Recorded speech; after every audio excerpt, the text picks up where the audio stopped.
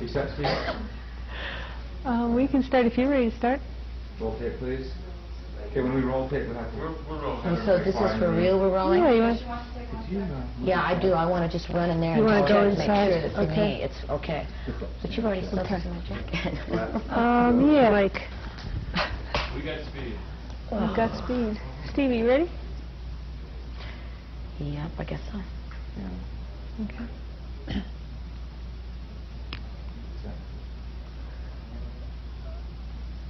We got. Are you picking up talk in the background, Billy? You okay? Yeah, everyone's going to be quiet.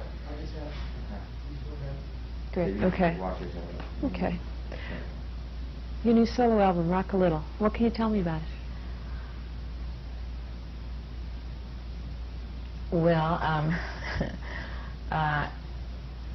what can I tell you about Rock a Little? I wish I could tell you more about Rock a Little than there's time to tell you.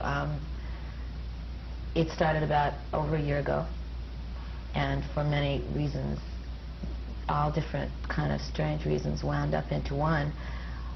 It wasn't right. It was right, but there was something, you know, like you had the wrong pair of shoes or something. It was wrong. And so, and I knew it wasn't right, and I didn't know why. So I just sort of kind of wandered through this year and a half of trying to understand why I didn't feel that it was right. And I finally kind of understand now why it wasn't, which isn't something I can really tell you now. But it is right now.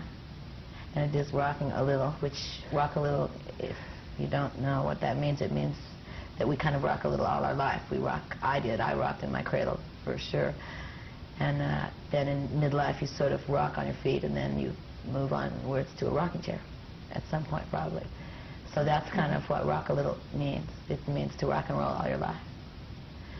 And this album being, the meaning of it being to rock and roll all your life, and to have that kind of attitude and to kind of stay forever young in your own way. It's a very important statement for me, and I really had to make sure that it was right for the people that like my music, because they would know that it wasn't right.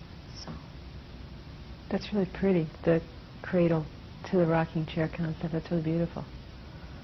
Is there a song called Rock a Little? Yeah. The song, amazingly enough, of course, in all the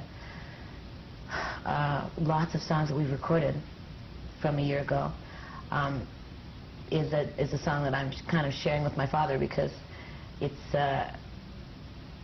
came from my dad and from my friend Rebecca saying to me, you know, we don't care how you feel, you have to go up there and do a show now. And so people in my other everyday funny life call me Lily, and so my dad would say, go ahead, Lily, hit it, rock a little, hit the stage, get up. If you don't feel good, go home. And Rebecca would say the same thing.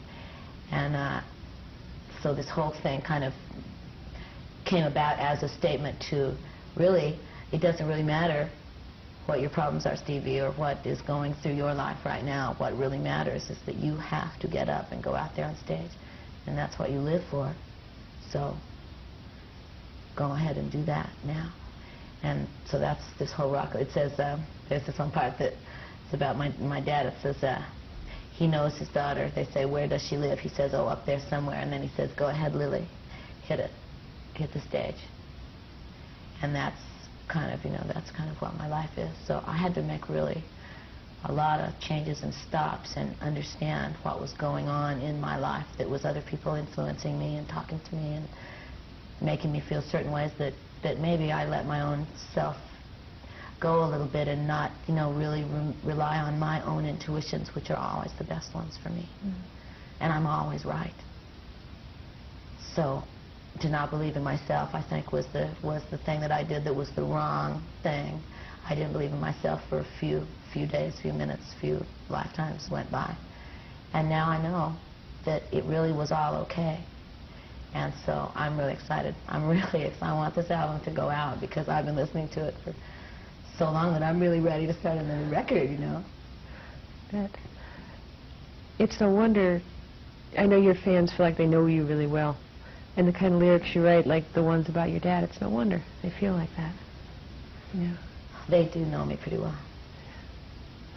Does this record include the material recorded at church in Dallas? in church. I had heard a you church, recorded in a Dallas church. Yeah, oh sure. This is, we went, see, this was one of my bad planning moves. I moved everybody I knew to Dallas to record with really very little preparation. I prepared. I mean, I wrote the songs, I had the songs written, but all the like rock and roll stars arrived unprepared.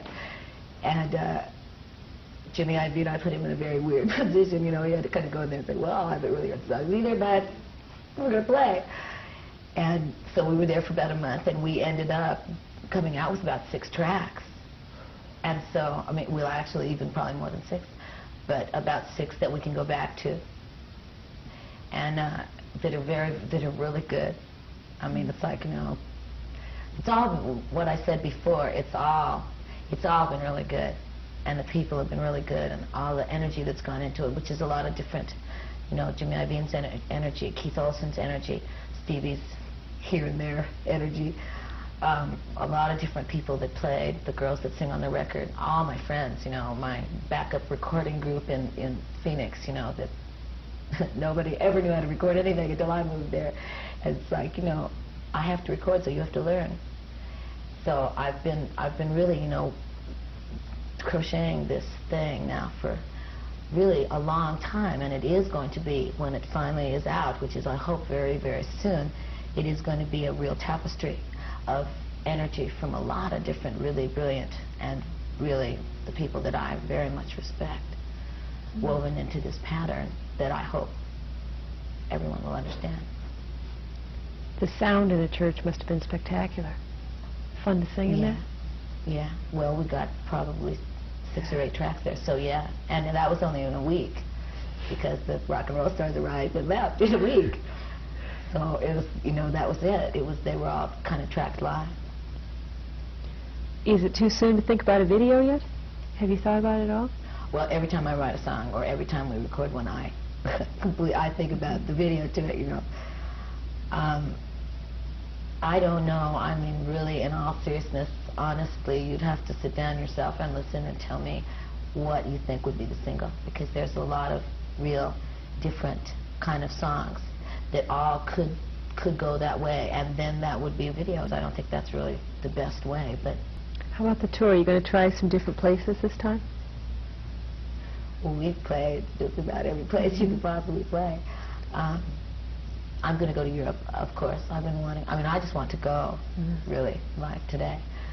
I'll probably do the United States. See, I have to wait. When the record comes out, then it's like from the day I hand it to them, they have about 2 months, or that's about what it takes, until I can really leave this town to go on the road. Because if you go too early, you're kind of, I don't know what the word for it is, you're defeating yourself because it's too early.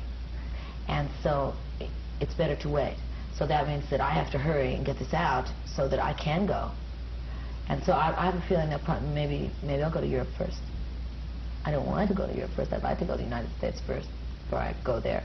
But it'll depend on, you know, the time schedule, and I don't want to sit around and do nothing for 2 months. After my record comes out, I'll go crazy.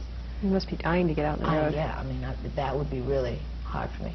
So, clubs. Do you ever get to do that anymore? Well, I wish. I would like to. I suppose it'd be impossible to pull it off, huh? Weddings, anything. Yeah.